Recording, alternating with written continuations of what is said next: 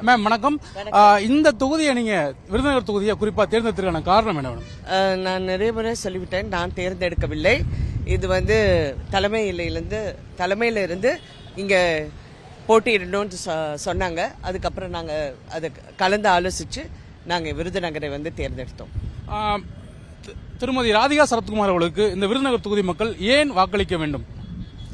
முதல்ல இந்த தொகுதிக்கு நான் புதிதல்ல, நான் இங்க நிறைய வந்திருக்கோம். இங்க அவர் இருக்கும் போது அவரோட நாங்க நிறைய பாலிட்டிக்கல் ரேலிஸ் நிறைய விஷயங்கள் இங்க பண்ணியிருக்கோம். அவருடைய பெரிய மணிமண்டபம் சொந்த செலவில் அவர் ஒரு பெரிய மணிமண்டபம் காமராஜர் அவர்களுக்கு உருவாயிருக்காரு. ஸோ எங்களுக்கு விருதுநகர் ஒன்றும் புதுசு இல்லை.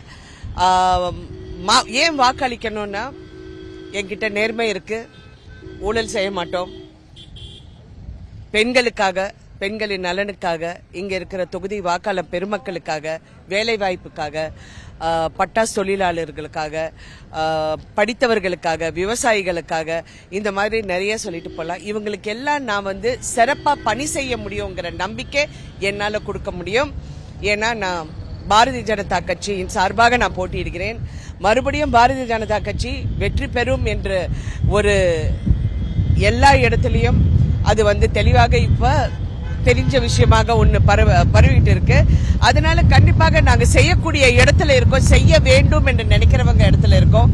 நிறைய பெரிய இந்த விஷயங்கள் நிறைய ஒரு எம்பி கூட இல்லாம இங்க எய்ம்ஸா இருக்கட்டும், டெக்ஸ்டைல் வளாகமா இருக்கட்டும், எல்லாமே இங்க செஞ்சிருக்காங்க. தமிழ் அதாவது ஒரு மாற்றுத்தாயா நினைக்காமல் தமிழ் மக்களுக்கு தமிழ் உணர்வுக்கு மதிப்பு கொடுத்து நிறைய விஷயங்கள் செயல்பட்டு இருக்கு.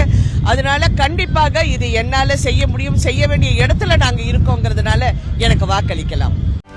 செய்திகளை உடனுக்குடனும் துல்லியமாகவும் தெரிந்து கொள்ள சப்ஸ்கிரைப் பண்ணுங்க.